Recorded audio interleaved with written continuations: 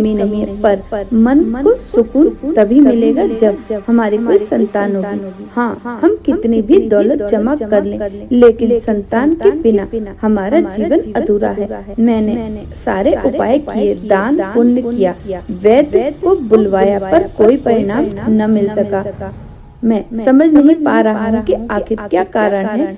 एक दिन वह वैश्य वशिष्ठ मुनि के आश्रम में गया। वहाँ उसने वशिष्ठ जी से याचना की, हे मुनिवर, मैं बहुत दुखी हूँ, मेरी कोई संतान नहीं है, कृपया मुझे बताएं ऐसा कौन सा कारण है जिसके लिए मैं निसंतान हूँ। हे श्याम, मैं आपकी दिव्य दृष्टि से तुम्हारे पिछले जन्म के कारण को देखता हूँ। मुनि वशिष्ठ ने अपनी दिव्य दृष्टि से वैश्य के पिछले जन्म का दृश्य देखा। पिछले जन्म में तुम एक धनी वैश्य थे। एक दिन एक भूखी प्यासी गाय तुम्हारे द्वार पर आई थी। तुमने न उसे रोटी खिलाई, न उसे चारा दिया और न ही पानी पिलाया। इसके विपरीत तुमने निर्दयता से उस गाय को अपमानित किया और अपने घर से भगा दिया। उसी गाय ने अभी एक बछड़े को जन्म दिया था और भूख से व्याकुल होने के कारण वही मूर्छित होकर वह गिर पड़ी। अब बछड़े को दूध नहीं पिला सकी। इसी क्रूरता के कारण गाय ने तुम्हें श्राप दे दिया। उस गाय ने मुझे श्राप दिया। इसका मतलब है इस जीवन में संतान न होने का कारण वही श्राप है। हाँ, तुम्हारी वर्तमान स्थिति इसी श्राप का कारण हो रही है। वैश्य श्याम शर्मा बहुत दुखी हुआ और अपनी गलती पर पछताया। हे मुनिवर, मैं इस पाप से कैसे मुक्ति पा सकता हूँ? क्या कोई उपाय है? तुम्हें पुत्र यज्ञ करना होगा। यज्ञ संपन्न करने के प्राप्त ब्राह्मणों को गाय का दान करने से तुम्हें संतान प्राप्ति होगी और पाप से मुक्ति मिलेगी। मुनिवर, आपका धन्यवाद। मैं शीघ्रता से पुत्र यज्ञ करूंगा और इस पाप से मुक्ति पाऊंगा। वशिष्ठ जी ने बताया कि यज्ञ के फल स्वरूप हमें न प्राप्त होगी, लेकिन एक शर्त थी। हमारा पुत्र केवल 18 वर्ष तक होगा, केवल 18 वर्ष। यह कितनी छोटी आयु है। हाँ, पर हमें इस पाप से मुक्ति भी मिल जाएगी और कम से कम हमारा वंश तो आगे बढ़ेगा। श्याम शर्मा और उसकी पत्नी श्याम शर्मा और उसकी पत्नी ने पुत्र यज्ञ का आयोजन किया। उन्होंने कई ऋषि मुनियों और ब्राह्मणों को आमंत्रित किया और विधि पूर्वक यज्ञ संपन्न किया। तभी अग्निदेव प्रकट हुए हैं। हे अग्निदेव, मेरे पुत्र यज्ञ को सफल करो, मुझे संतान का वरदान दे। हे श्याम शर्मा, तुम्हारा यज्ञ सफल हुआ है, तुम्हें संतान प्राप्त होगी, परंतु ध्यान रहे वह केवल 18 वर्ष तक ही जीवित रहेगा। धन्यवाद अग्निदेव, मैं वचन देता हूँ कि अपने पुत्र की देखभाल पूरी श्रद्धा के साथ करूँगा। यज्ञ समाप्त हुआ और श्याम शर्मा को संतान का वरदान मिला। कुछ समय बाद उसकी पत्नी ने एक सुंदर तेजस्वी पुत्र को जन्म दिया। उन्होंने सभी आवश्यक संस्कार पूरे किए और उसे शिक्षा ग्रहण के लिए गुरुकुल भेजा। यह बालक अत्यंत तेजस्वी है, उसके गुणों से सभी प्रभावित हो रहे हैं। मेरा बेटा बड़ा हो रहा है, पर मुझे उसकी आयु को लेकर चिंता है। मुनि वशिष्ठ ने कहा था कि उसकी आयु 18 वर्ष तक की होगी। श्याम, चिंता मत करो, हमें उसके खुशहाल बचपन पर ध्यान देना चाहिए। जैसे ही बेटा 16 वर्ष का हुआ, माता पिता ने उसके विवाह की योजना बनानी शुरू। पत्नी ने कहा, स्वामी, हमारा पुत्र अब विवाह योग्य है, हमें जल्दी ही उसका विवाह कर देना चाहिए। भाग्य के अनुसार हमारे पुत्र की आयु केवल 18 वर्ष तक है। 18 वर्ष के पश्चात उसकी मृत्यु निश्चित है। यदि अब उसका विवाह हो गया तो उसकी पत्नी विधवा हो जाएगी और उसे जीवन भर दुखों का सामना करना पड़ेगा। मुझे अपने पुत्र को अविवाहित मरते हुए नहीं देखना है। मैं उसके लिए एक अच्छी पत्नी की तलाश करूंगी। पत्नी ने अपने पुत्र के लिए सुभद्रा के नाम कि एक अत्यंत गरीब व्यक्ति की एक गुणवती पुत्री को खोजा और उसके उसका विवाह संपन्न हुआ। सुभद्रा अत्यंत चरित्रवान और पवित्रता नारी थी। सुभद्रा को यह पता नहीं था कि उसके पति की आयु केवल 18 वर्ष तक की ही है। विवाह के बाद सुभद्रा अपने सास ससुर और पति वह सेवा की और अपनी मधुर वाणी से सबका मन जीत लिया। समय बीतता गया और श्याम शर्मा के पुत्र की मृत्यु निकट आने लगी। माता पिता को इसकी घबराहट सताने लगी। एक दिन उन्होंने अपनी बहू सुभद्रा को बुलाया और दुखी मन से कहा, बहू हमें माफ कर देना, हमने तुम्हारे साथ बड़ा अन्याय किया है। आप लोग ऐसा क्यों कह रहे हैं? आप मुझसे क्षमा क्यों मांग रहे हैं? मुझे लज्जित क्यों कर रहे हैं? आप साफ साफ कहिए, क्या बात है बेटी? हमने तुमसे एक बात छुपाई थी। हमें हमारा पुत्र यज्ञ के फलस्वरूप प्राप्त हुआ है। हमारे पुत्र की आयु केवल 18 वर्ष की ही है और वह समय निकट आ गया। यह तो जानकर दुख हुआ, पर मैं आपको यह विश्वास दिलाती हूँ कि आपकी चिंता बेवजह है। मैं अपने पति के प्राणों की रक्षा करूंगी। मुझे बस एक दीपक, जल का घड़ा और एक गाय चाहिए।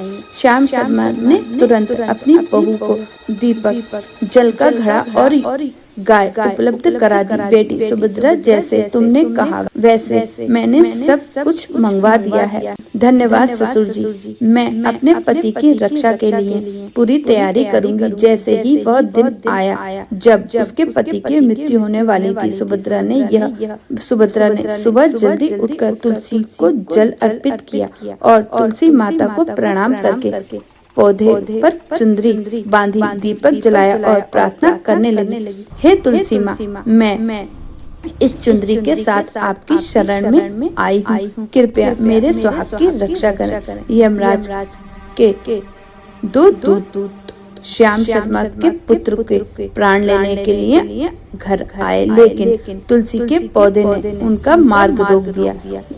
यह क्या तुलसी का पौधा हमें रोक रहा है? हे यमदूत, मैं तुम्हें इस घर में आने नहीं दूंगी। इस घर की बहू ने मुझे चुंदरी चढ़ाई है, उसके पति की रक्षा की मेरी जिम्मेदारी है। हमें यमलोक लौटना है। यहाँ प्रवेश करना संभव नहीं लग रहा। यमदूत भयभीत होकर वापस यमपुरी चले गए और यमराज से बोले, महाराज, उस घर में हम प्रवेश नहीं कर पाए और उस घर की रक्षा स्वयं तुलसी माता कर रही है। यमराज को यह सुनकर बहुत सारा गुस्सा आया। उन्होंने तुरंत अपने अन्य 4 दूतों को बुलवाया और तुम शाम के समय सुभद्रा के घर जाओ। जब तुलसी का पौधा सो रहा होगा तब उसके पति के प्राण लेकर आओ। शाम के समय यमराज के 4 दूत सुभद्रा के घर की ओर निकल पड़े। उधर सुभद्रा को यमदूतों के आने की आशंका थी। उसने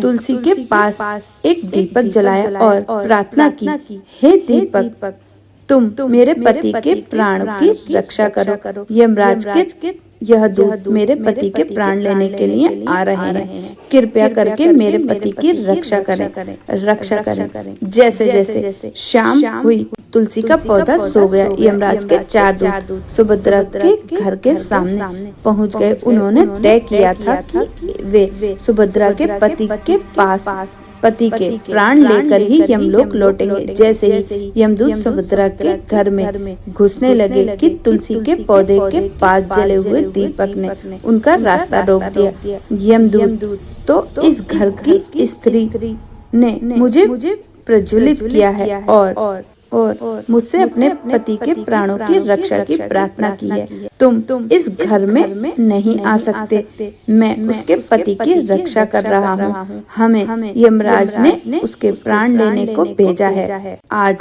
उसके पति के प्राण नहीं ले जा सकते। अगर आगे बढ़ोगे तो मैं अपनी अग्नि से तुम्हें जलाकर भस्म कर दूंगा। दीपक का ऐसा कहने पर यमदूत डर कर गए। इसके बाद सुभद्रा ने जल के लोटे को दीपक के पास रखा और बोली, हे जल देवता, मेरी मदद करो। यमराज के दूतों को हम मेरे घर में आने से रोको और मेरे पति के प्राणों की रक्षा करो। जैसे ही यमदूत फिर से सुभद्रा के घर में आने लगे, जल ने कहा, इस घर के रक्षा की जिम्मेदारी मेरी है। अगर तुमने इस घर में आने की कोशिश की तो सोच लेना कि तुम्हारे नरक की आग अपने जल से बुझा दूंगा, फिर तुम्हारा नरक लोग डगमगा जाएगा। यमदूतों ने जल के लोटे की चेतावनी सुनकर भयभीत होकर वापस लौटने का निर्णय लिया। लौटकर यम के दूतों ने यमराज को सारी बात बताई कि किस तरह अग्नि और जल ने उसका मार्ग रोक रखा था। यह सुनकर यमराज को गुस्सा आ गया। उन्होंने फिर से 8 अन्य बालिष्ठ यमदूतों को कहा, तुम जाओ और जैसे भी सुभद्रा के पति को लेकर आओ। इस बार सुभद्रा ने अपने घर के सामने गाय को बांध दिया था और गाय माता से प्रार्थना की गौ माता, यमदूत मेरे पति के प्राण हरने आएंगे। मैं आपकी शरण में आई हूँ। जैसे भी हो मेरे सुहाग की रक्षा करो। गौ माता सुभद्रा, बेफिक्र रहो। मेरे रहते यमदूत इस घर में प्रवेश नहीं कर सकते। तुम्हारी सुहाग की रक्षा मैं जरूर करूंगी। जब 8 यमदूत आए तो गाय ने उनका रास्ता रोक दिया और बोली, मेरे रहते तुम लोग इस घर में प्रवेश नहीं कर सकते। अगर कोशिश भी की तो मैं तुम्हें श्राप दे दूंगी। देखो तुम जिद मत करो। यमराज ने जैसे भी हो सुभद्रा के पति के प्राण लाने का आदेश दिया है। हम अपना काम करने ही जाएंगे। ऐसा करने से पहले तुम्हें मेरे प्राण लेने होंगे और अगर तुमने ऐसा किया तो तुम 8 यमदूतों पर गौ हत्या का पाप लग जाएगा। जानते हो ना, इस महापाप का कोई प्रायश्चित नहीं है। गाय की यह बात सुनकर यमदूत पूरी तरह से घबरा गए। उन्हें अच्छे से मालूम था कि गाय के श्राप से मुक्ति नहीं होती और कोई भी गाय को मारकर गौ हत्या का पाप अपने सिर पर लेने को तैयार नहीं होता। हमें यमलोक लौटना होगा। हम इस गाय के रहते इस घर में प्रवेश नहीं कर सकते। 8 यमदूत डरकर यमलोक पहुंच गए और यमराज को सारी बात बताई। आज उसके पति की मृत्यु का दिन है। अब मुझे ही कुछ करना पड़ेगा। यमराज अपने भैंस पर सवार होकर सुभद्रा घर के पास पहुंच गए। यमराज को अपने द्वार पर खड़ा देखकर सुभद्रा डर गई और यमराज को प्रणाम करके उसकी स्तुति गाने लगी। धर्मराज, आप ही प्राणियों के पाप और पुण्य का लेखा जोखा रखते हैं। आप अन्याय के देवता धर्मराज और मैं धर्म का पालन करने वाली एक पवित्रता नारी हूँ। कृपया मेरे पति के प्राणों की रक्षा करें। हे धर्मराज, मेरा आपको सच बारंबार प्रणाम। सुभद्रा की स्तुति बार सुनकर यमराज बहुत प्रसन्न हुए और अचानक से उनके मुंह से निकल पड़ा, सदा सुहागन रहो। फिर यमराज सुभद्रा के पति के प्राण लेने के लिए जाने लगे। तब सुभद्रा ने यमराज को फिर से प्रणाम करते हुए कहा, हे यमराज, आपने अभी मुझे अपने मुख से सदा सुहागन रहने का आशीर्वाद दिया है, फिर आप मेरे पति के प्राण कैसे हर सकते हैं? ऐसा करने से तो आपका वचन ही मिथ्या साबित हो जाएगा। यह सुनकर यमराज रुक गए और बोले, हे सुभद्रा, तुमने आज मृत्यु को भी पराजित कर दिया है। मैं तुम्हें वरदान देता हूँ, तुम्हारे पति अब 100 वर्षों तक जीवित रहेंगे। तुम्हारी श्रद्धा और पवित्रता धर्म ने मुझे प्रसन्न किया है। यमराज ने वरदान देते हुए कहा, आज से जो भी स्त्री अपने घर के सामने तुलसी का पौधा लगाकर रोज शाम को उसके पास दीपक जलाएगी और उसके घर घर के सामने गाय बंधी होगी और जल का लोटा रखेगी। उसके घर में मेरे दूत कभी प्रवेश नहीं करेंगे। इतना कहकर यमराज अंतर्ध्यान हो गए। भगवान श्री कृष्ण ने कहा, इसी प्रकार पवित्रता धर्म का पालन करते करके जो कोई स्त्री ने घर के सामने तुलसी का पौधा लगाती है, उसके पास नित्य दीपक जलाती है, घर के सामने जल का लोटा रखती है और जिसके घर के सामने गाय बंधी होती है, उसके घर में मृत्यु प्रवेश नहीं करती, कभी दुख और दरिद्रता नहीं आती। ऐसे घर में कभी शोक का वास नहीं होता।